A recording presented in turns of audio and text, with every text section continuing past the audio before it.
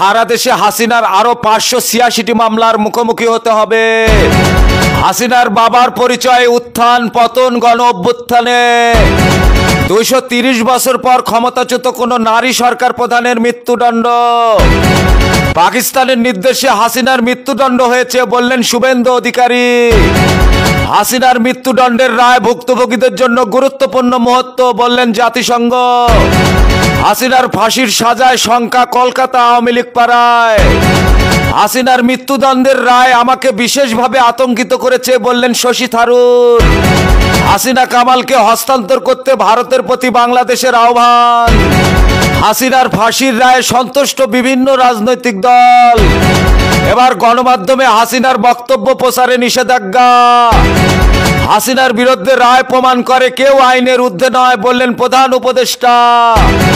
হাসিনার ফাঁসির রায়ে আল্লাহর ন্যায়ের বিজয় হয়েছে বললেন এটিএম আজহারুল ইসলাম। শেখ হাসিনার ফাঁসির রায়ের কপি পাঠানো হবে 2 মন্ত্রণালয়ে। অন্তর্বর্তী সরকার 15 মাসে যা করেছে অতীতের কেউ করতে পারেনি বললেন প্রেস সচিব। আওয়ামী লীগের সাবেক মন্ত্রী শমা রেজাউল করিমের ভাই শামীম গ্রেপ্তার। মানুষের আশা আকাঙ্ক্ষা পূরণ হয়েছে বললেন কর্নেল অলি। রায় প্রমাণ করেছে স্বৈরশাসকরাও আইনের ঊর্ধ্বে নয় বললেন সাইফুল হক। হাসিনার ফাঁসির রায়ে পুলিশ ও জনতাকে মিষ্টি খাওয়ালেন জুলাই যোদ্ধারা। অভিনেত্রী শাওনকে ভারতীয় গুপ্তচর আখ্যা, দ্রুত গ্রেপ্তারের দাবি। কোটালীপাড়া থানায় ককটেল নিক্ষেপ, 3 পুলিশ আহত। রামপুরায় দাঁড়িয়ে থাকা ট্রাকে আগুন দিল দুর্বৃত্তরা। মাগুরায় গভীর রাতে গ্রামীণ ব্যাংকে আগুন। সাবেক রাষ্ট্রপতি আব্দুল হামিদের বাড়িতে ভাঙচুর। টঙ্গীতে বস্তার গুদামে ভয়াবহ অগ্নিকাণ্ড। আশুলিয়ায় পিকআপ ভ্যানে দুর্বৃত্তের অগ্নিসংযোগ।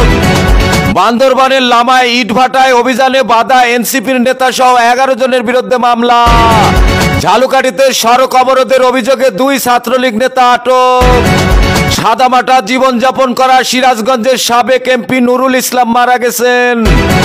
হাসিনার যেদিন ফাঁসি হবে সেদিন কলিজা ঠান্ডা হবে বললেন শহীদ সজলের মা। কুমিল্লায় বিএনপির প্রার্থীর প্রচারণায় হামলা, ককটেল বিস্ফোরণ। পুলিশের নতুন ইউনিফর্ম নিয়ে মিশ্র প্রতিক্রিয়া। এবার 28 নেতার বহিষ্কারাদেশ প্রত্যাহার করল বিএনপি। স্কুল ছাত্রকে পিস্তল ঠেকিয়ে হুমকি, এনসিপির সদস্য সহ গ্রেপ্তার 2। বিএনপি জামাত সহ 12 দলের সঙ্গে সংলাপে বসবে নির্বাচন কমিশন। টেকনাফে সাগরপথে পাচারের সময় 8 রোহিঙ্গা উদ্ধার, গ্রেপ্তার 4। এবার লিবিয়া থেকে ফিরেছেন 170 বাংলাদেশি। গাজায় আমেরিকার পরিকল্পনা প্রত্যাখ্যান ফিলিস্তিনিদের। গাজায় চিকিৎসা গণহত্যা, 900 রোগীর মৃত্যু, অপেক্ষায় আরো 16,500 জন। সৌদির কাছে F-35 যুদ্ধ বিমান বিক্রি করবে যুক্তরাষ্ট্র। ফ্রান্সের কাছ থেকে 100 রাফায়েল যুদ্ধ বিমান পাচ্ছে ইউক্রেন।